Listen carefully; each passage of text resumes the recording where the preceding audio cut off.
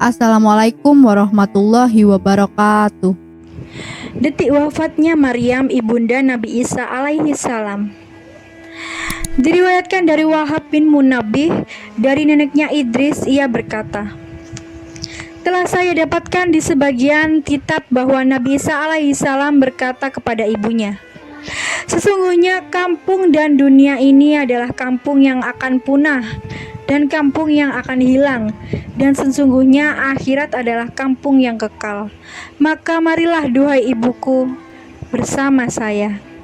Maka keduanya berangkat ke Gunung Libanon dan mereka berpuasa pada siang harinya dan berdiri untuk mendirikan sholat pada malam harinya. Keduanya hanya makan dari daun pohon-pohonan serta minum dari air hujan. Mereka tinggal cukup lama di tempat itu. Pada suatu hari, Nabi Isa turun dari gunung dan pergi ke jurang untuk mengambil rumput yang akan dimakan pada saat berbuka. Ketika beliau turun, datanglah malaikat jurupati kepada ibunya seraya bersalam. Assalamualaikum ya Maryam, yang patuh berpuasa dan beribadah di malam hari. Maryam berkata, siapa engkau? Sungguh kulitku, badanku gentar karena takut akan suaramu. Terasa hilang pula akalku dan wibawaku. Malaikat berkata, saya adalah malaikat yang tidak kasihan kepada anak kecil karena kecilnya dan tidak kenal memuliakan orang besar atau orang tua karena kebesarannya atau tuanya, dan saya adalah yang mencabut ruh.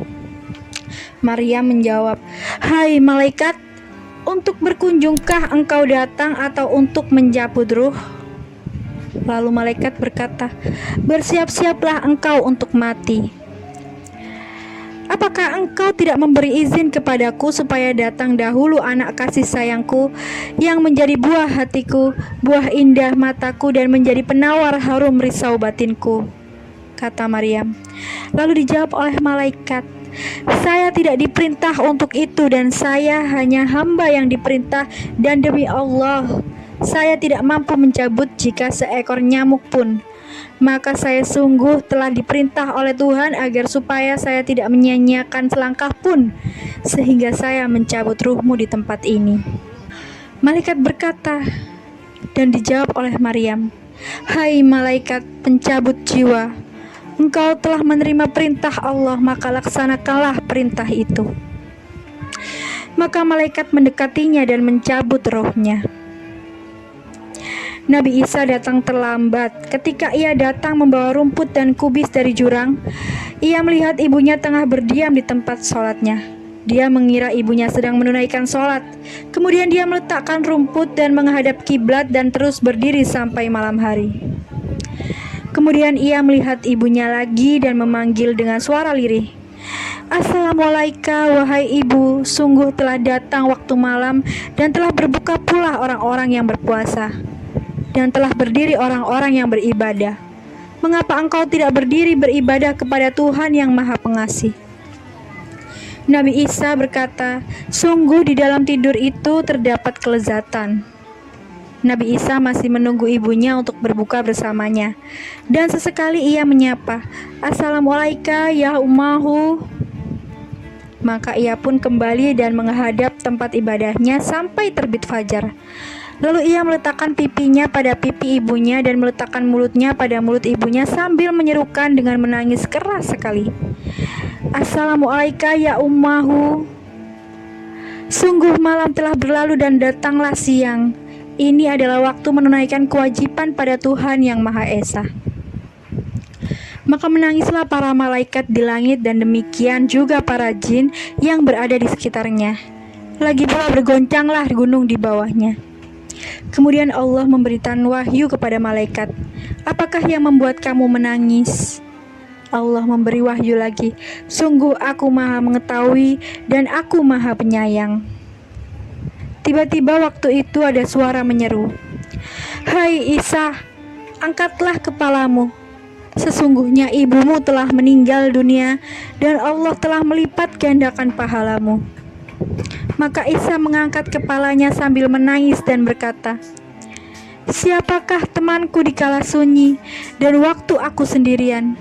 Dan siapakah yang aku ajak bercengkrama di rantauanku? Serta siapa pula yang membantu aku dalam ibadahku? Allah memberi wahyu pada gunung. Hai gunung, nasihatilah ruhku. Lalu gunung berkata, Ruh Allah, apakah arti kesusahan itu? Ataukah engkau menghendaki Allah sebagai pendampingmu yang menggembirakan? Kemudian Isa turun dari gunung itu dan pergi ke sebuah desa. Dari beberapa desa tempat tinggal Bani Israel, maka Isa berkata, Assalamualaikum ya Bani Israel. Mereka berkata, Siapakah engkau, hai hamba Allah? Sungguh, kebagusan wajahmu telah menyinari rumah-rumah kami. Kata Isa, saya adalah ruh Allah.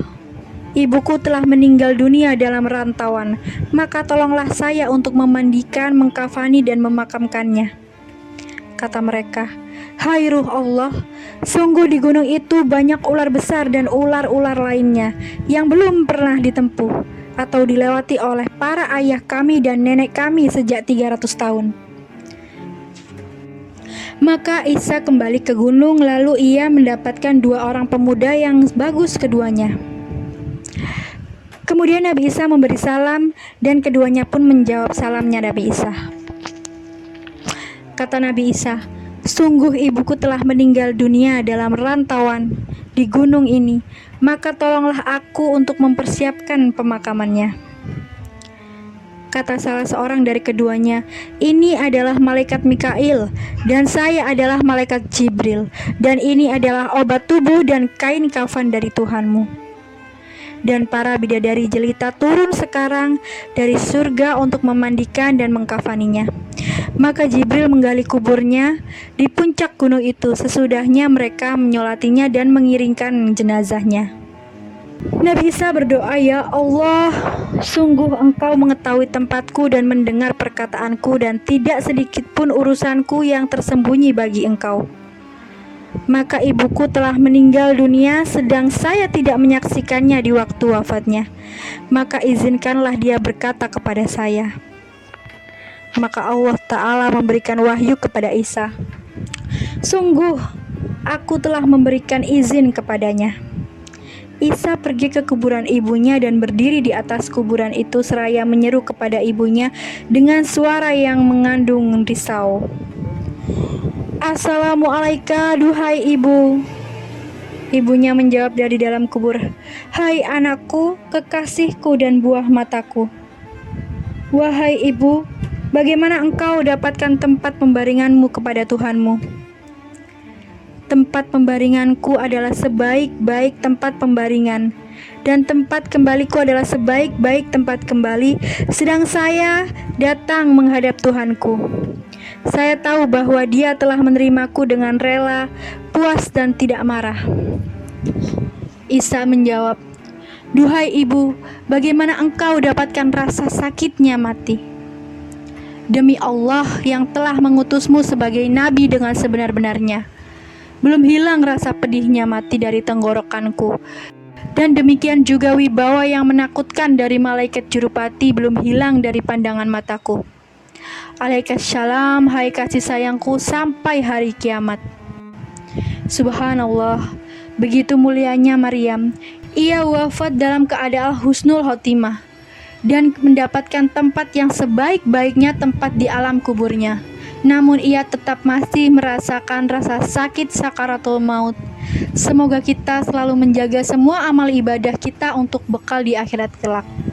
Terima kasih sudah menonton video hari ini, detik-detik meninggalnya ibunda Nabi Isa alaihi salam. Wassalamualaikum warahmatullahi wabarakatuh.